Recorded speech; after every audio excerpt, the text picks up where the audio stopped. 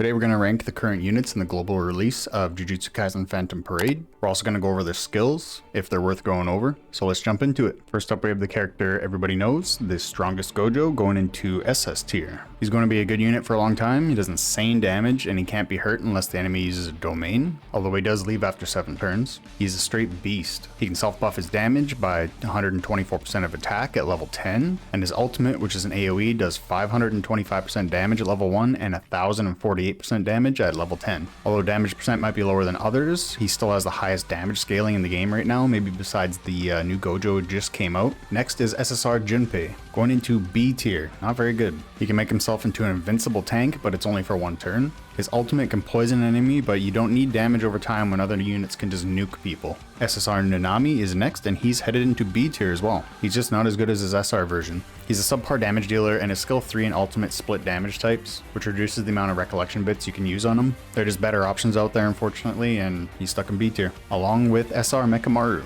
going to B tier. Skill 3 is a range damage AoE, while his ultimate is the same, topping out at almost 900% damage at level 10. He's also immune to darkness, stun, confusion, and reverse curse, while being resistant to poison and instant kill. It's actually pretty decent for an SR, but it's still just B tier. It's not anything special. SR Itadori is just bad. His one skill attracts all the enemies to him and he just kills himself. SR Todo is also bad. The only thing he can do is he can deal break damage, but anybody with a proper recollection bit can do that. SSR Blue Megami is also bad. Why use him when there's a lot better units to use? Skill 2 can stun, but our Inumaki is better at that. Skill 3 does a low AoE damage, topping out at level 10 with only 215%. His ultimate does get a damage boost if Divine Dog is active, but all in all there's no reason to use him. Got SR Panda next, is also pretty bad. All his attacks do taijutsu damage, pretty much it. One skill increases the taijutsu damage received by a single enemy, but other than that, he doesn't really do anything. Our Rindos is bad, stay away from her. SSR Hollow Purple Gojo is great, he's going into SS tier. Skill 1 deals a good amount of damage with a high crit rate,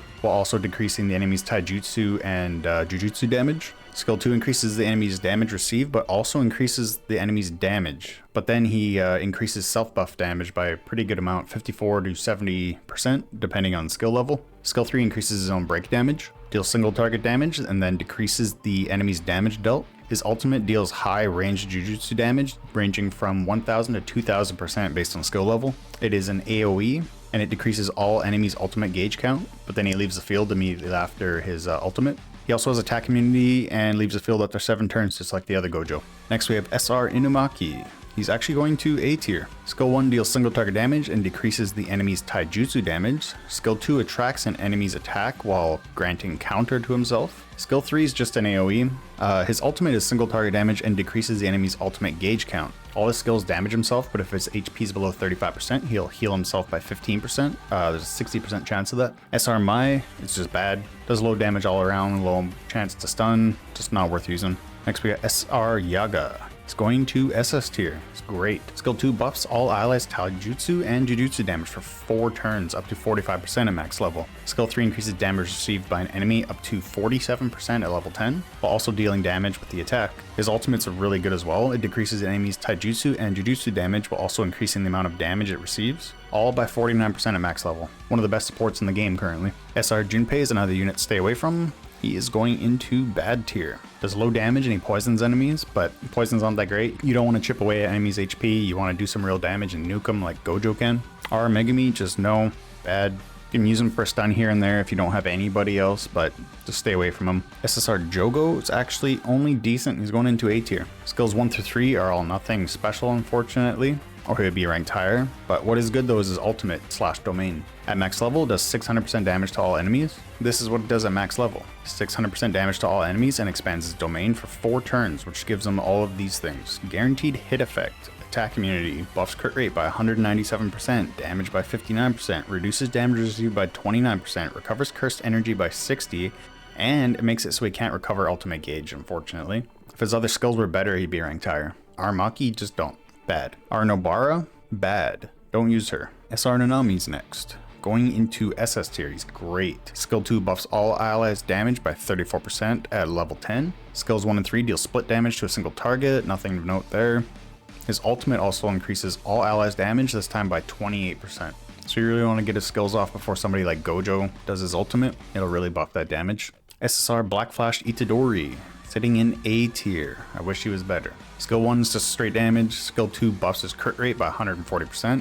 And black flash rate by 67% at level 10. Skill 3 does some okay damage while lowering enemy crit res, and his ultimate just does damage. Nothing special here really. Our Inumaki is actually gonna be our first S tier. He's a super good support unit, and he can really help get through some of the tough boss fights. He's pretty much a non-negotiable for Formidable Foe right now. This is all because his skill 3 just straight up stuns an enemy for one turn. It can be used over and over again. But in order to stun lock him, you're gonna have to level up that skill. Our Kaito is another good one. He's actually going into S tier as well. Skill 2 decreases damage received by all allies by 25% for 3 turns, while Skill 3 recovers all allies' cursed energy by 10 per turn for 2 turns, helping them get off more skills.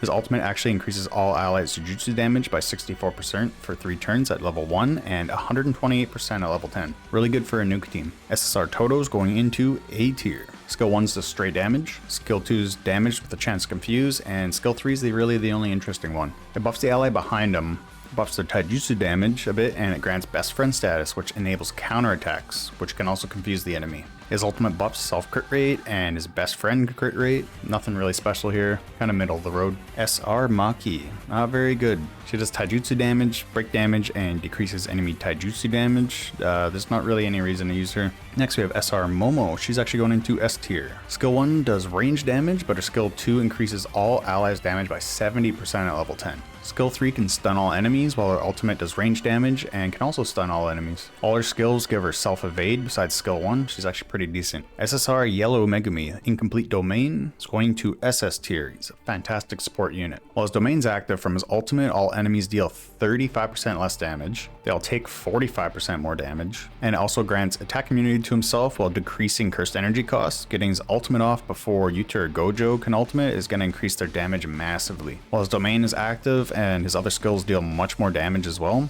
Oh, and his ultimate does 1050% damage at level 1 and 1614% at level 10. Next, SSR Hanami, she's going into S tier. Skill 1 does range damage, dealing extra damage based on enemy ultimate bar. Skill 2 does straight range damage. Skill 3 deals low AoE damage, while also buffing ultimate gauge fill rate by 50% for herself. Her ultimate deals range AoE damage and expands her domain. Domain enables guaranteed hit and attack evasion, and while also decreasing all enemies' damage. She also has good passives, healing 13% per turn and also gaining cursed energy. And you can actually save up for her in the domain exchange. Next, SR Shoko going into A tier. She has range damage on skill 1, while skill 2 does melee damage as well as reducing enemy crit resistance. Skill 3 heals an ally by 80% to 138% based on skill level. Her ultimate heals all allies by 150% to 300% based on skill level. Our ETG is actually going into B tier. Skill 2 increases all allies taijutsu damage, while skill 3 reduces all allies damage received. His ultimate fills allies ultimate gauge from 200 to 400 based on skill level. SR Rindo is going into B tier. SR Rindo is going into bad tier. Her skills 1 and 3 deal split damage as well as her ultimate, and her skill 2 just attracts all enemies to herself. She's nothing special there really. Our Panda is actually going into A tier. Skill 2 decreases all his damage received by 25% at level 1 and 39% at level 10. Skill 3 attracts all enemies to himself and decreases his damage received by 40% at level 1 and 49% at level 10. It's pretty decent. Now we have SR Kaito going into A tier. Skill 1 deals a bit of damage while also nerfing the enemy's damage. Skill 2 decreases all allies' Jujutsu damage received by 22 to 36% depending on his skill level. Skill 3 is actually pretty awesome. It grants an ally attack nullification while also buffing their Jujutsu damage by 15 to 26%. SSR Panda is going into